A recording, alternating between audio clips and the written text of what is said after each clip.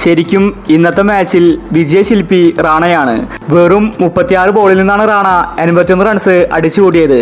താരം ഇന്നങ്ങനെ കളിച്ചില്ലായിരുന്നുവെങ്കിൽ ഉറപ്പായിട്ടും CSK കളി ജയിച്ചേനെ. വെറും 6 റൺസിനാണ് രാജസ്ഥാൻ ജയിച്ചിട്ടുണ്ടായിരുന്നത്. കുറവ് റൺസ് എടുത്തെങ്കിൽ രാജസ്ഥാൻ ഉറപ്പായിട്ടും തോറ്റേനെ. ഇന്ന് മത്സരം കഴിഞ്ഞ് മാൻ ഓഫ് ദി മാച്ച് വാങ്ങി റാണ ചെയ്തൊരു കാര്യമാണ് സോഷ്യൽ മീഡിയയിൽ ട്രെൻഡിങ് ആയിരിക്കുന്നത്. ഇതിനെക്കുറിച്ചാണ് നമ്മൾ ഇന്നത്തെ വീഡിയോയിൽ നോക്കുന്നത്. ഇതുപോലത്തെ IPL ന്യൂസിന് വേണ്ടി ചാനൽ മറക്കാതെ സബ്സ്ക്രൈബ് ചെയ്യൂ.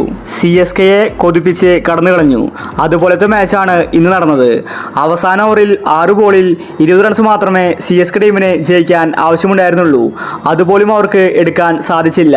ധോണി പെട്ടെന്ന് ഔട്ടായതാണ് CSK ടീമിന് തിരിച്ചടിയായത്.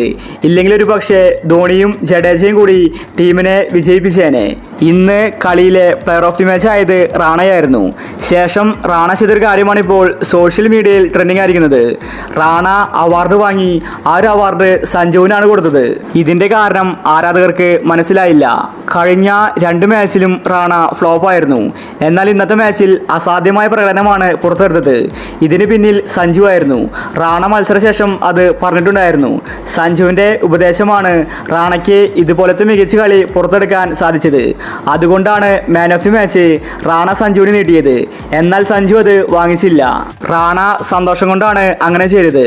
എന്തായാലും രാജസ്ഥാൻ ടീം മികച്ച കളിയാണെന്ന് പുറത്തെടുത്തത്. ഇതൊരു ടീം വർക്കിന്റെ വിജയമാണ്.